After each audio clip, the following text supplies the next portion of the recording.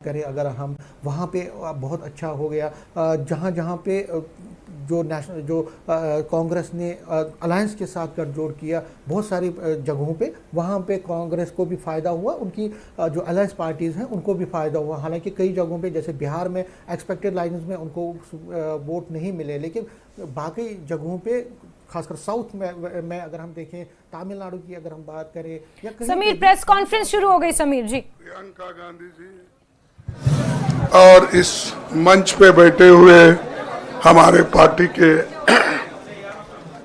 सभी नेतागण, आज जो देश में चुनाव के रिजल्ट आए हैं, ये मैं तो पहले कहूंगा, ये जो रिजल्ट है जनता की रिजल्ट है और ये जनता की जीत है और लोकतंत्र की जीत है। हम पहले से यही कह रहे थे कि ये लड़ाई हमारी मोदी वर्सेस जनता है, लोग हैं। तो 18वीं लोकसभा के चुनाव में हम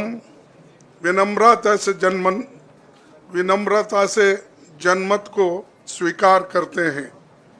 इस बार जनता ने किसी एक दल को पूर्ण बहुमत नहीं दिया, खासकर सत्ताधारी दल भाजपा ने एक व्यक्ति, एक चेहरे के नाम पर वोट मांगा।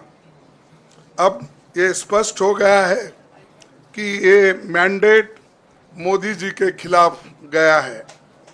ये उनकी राजनीतिक और नैतिक हार है।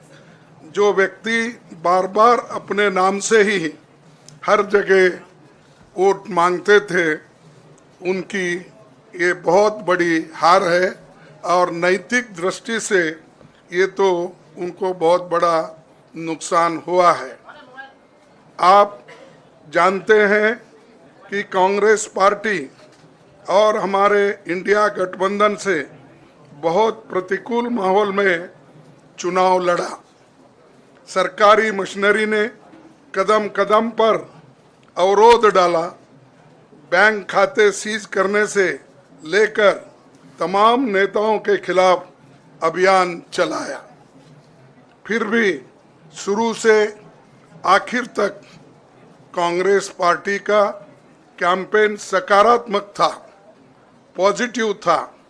हमने महंगाई, बेरोजगारी, किसानों और मजदूरों की बदहाली और संविधान संस्थाओं का दुरुपयोग जैसे विषयों को केंद्रीय मुद्दा बनाकर हम जनता के सामने गए थे। इन मुद्दों पर बड़ी संख्या में लोग हमसे जुड़े, हमारा समर्थन किया।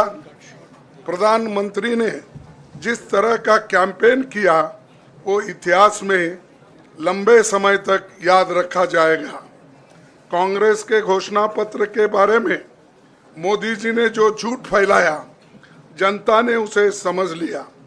मैं इस मौके पर कहना चाहूँगा कि श्री राहुल गांधी जी की दोनों यात्राएं, भारत जोड़ो यात्रा और भारत जोड़ो न्याय यात्रा के दौरान लाखों करोड़ों लोगों को मिलना, लोगों की समस्याओं को सुनना और आगे चलकर उन समस्याओं का हल ढूंढना हमारे कैंपेन का आधार बना।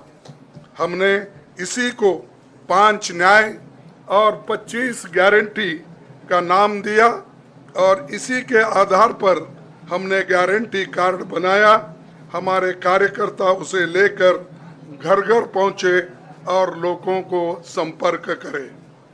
इसके अलावा जो एक महत्वपूर्ण बात है, वो भाजपा नेतृत्व की अहंकार की वजह से हुई। उन्होंने धीरे धीरे सारे संवैधानिक संस्थाओं के ऊपर गैर कानूनी तरीके से कब्जा करने की कोशिश की। फिर इनका उपयोग विरोधी दल के खिलाफ करने लगे, जो दब गया उसे दबा के अपने तरफ लिया, जो नहीं दबे उसकी पार्टी को तोड़ दिया, नहीं तो फिर जेल में डाल दिया। लोगों को ये विश्वास हो गया था कि मोदी जी को एक मौका और मिला तो अगला हमला संविधान पर सीधा होगा और लोकतंत्र पर होगा। इसीलिए लोगों को इसके प्रमाण नए संसद सत्र के साथ ही दिखेंगे। खुशी इस बात की है कि भाजपा इस षड्यंत्र में अब सफल नहीं हो पाएगी। मैं इस अवसर पर सीपीपी चेयरपर्सन श्रीमती सोनिया गांधी जी, हमारे लोकप्रिय नेता राहुल गांधी जी, प्रियंका गांधी जी का विशेष मैं धन्यवाद करना चाहता हूं। और इन्होंने दिन रात बराबरी से पूरे देश में कैंपेन किया और हमें एक मजबूत स्थिति में पहुंचाने के लिए भारी मदद इन्होंने की। और मैं ये कहूँगा कि इनके वजह से हमको बहुत बड़ा प्रोत्साहन देश में मिला और आज ये स्थिति जो बनी है उनके वजह से बनी। और हमारे करोड़ों कार्यकर्ता जो है देश में, उन्होंने भी हमारा साथ दिया, इसीलिए मैं बहुत बहुत उनको धन्यवाद देता हूं। आखिर मैं इंडिया गठबंधन के अपने सभी साथियों और शुभचिंतकों का धन्यवाद करता हूं।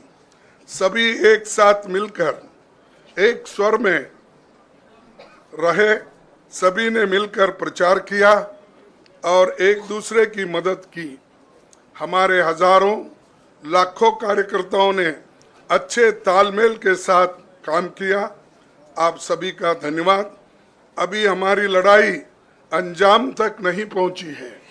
हम सबको आने वाले दिनों में इसी तरह लोगों के अधिकारों के लिए, संविधान की रक्षा के लिए, लोकतंत्र के बचाव के लिए, देश की तरक्की के लिए, सीमाओं पर सुरक्षा के लिए लड़ते रहना चाहेंगे।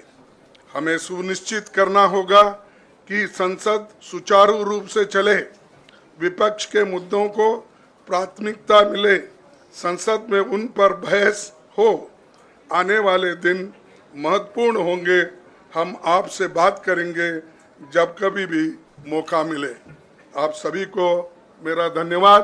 और आपका साथ भी हमको रहा और हमने चुनाव में भी जहाँ जहाँ हमको जितना हो सकता है वो साथ आपने दिया, इसलिए आप सभी को भी मैं धन्यवाद करता हूँ और सभी को